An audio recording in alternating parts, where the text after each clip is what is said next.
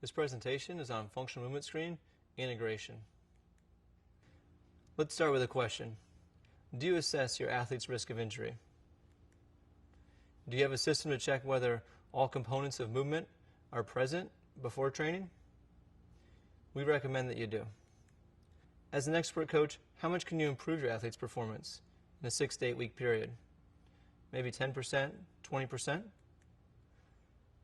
Let's look at vertical jump. If an athlete came with a 30-inch vertical jump and we improved it by 10%, that would be a 3-inch increase.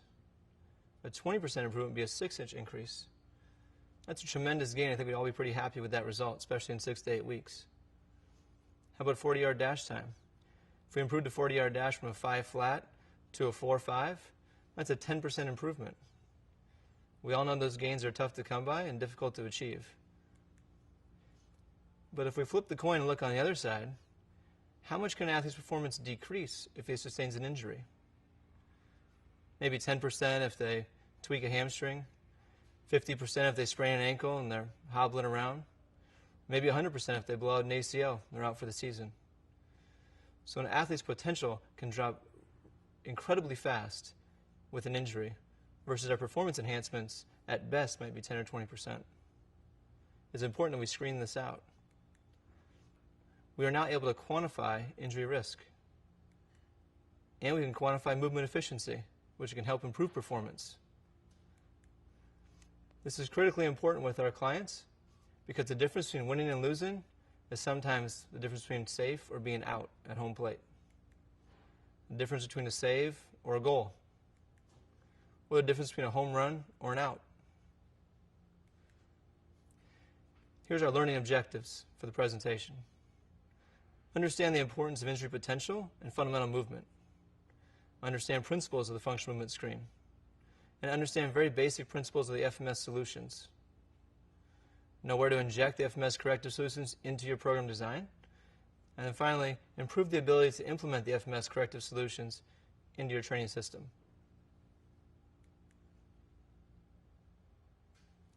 Section 1. Understand injury, both prediction and prevention. When we look at this graphic, we can see that your pillar is the key component and located at the base. It's the broadest spectrum, so it covers the most area. Above that, we build into performance. That's your speed and ability to change direction.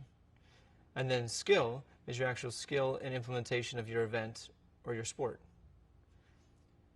If we lose the base component and lose the pillar and start to shrink, the other variables are lost as well. And so our performance will decrease. So it's critical that we identify, is the pillar functioning well, and have a screen to figure that out.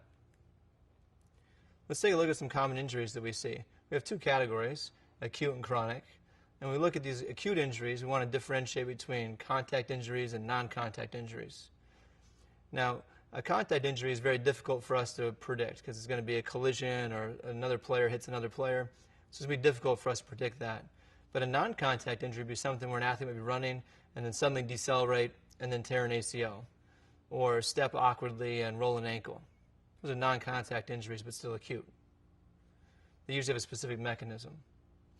If you look at chronic injuries, often these are termed as overuse injuries. And these may come about by doing the same thing over a repetitive time, but having small biomechanical flaws or inefficiencies that lead to breakdown. What we want to be able to do is identify if someone has a dysfunction so that they do not start to build performance on dysfunction. So we need a screening system to identify what is the dysfunction and can we improve it.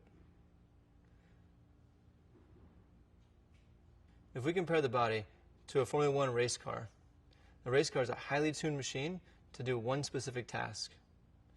The question is, can it repeat that task over and over again? Does high performance equal high durability? Or does it break down often? An F1 race car has an entire team around them to make sure everything's operating properly to get maximum performance. It seems like an obvious question, but would you race your car if you had a flat tire? Probably not. You're going to want to refill it, replace it, make some adjustments. Oftentimes it's obvious with our athletes as well. If an athlete's injured, obviously we have to rehabilitate them before we can progress. Sometimes the difference is so subtle the athlete doesn't recognize that the tire might be low on air. If the tire is low on air, the car is going to start to pull to the side. It's going to start to wear out other products. It's going to wear out the brakes, wear out the drive shaft, wear out the tire itself. Same thing happens with our athletes. They have small dysfunctions or small deficits, and over time they start to build up. That creates bigger problems, eventually creates injury.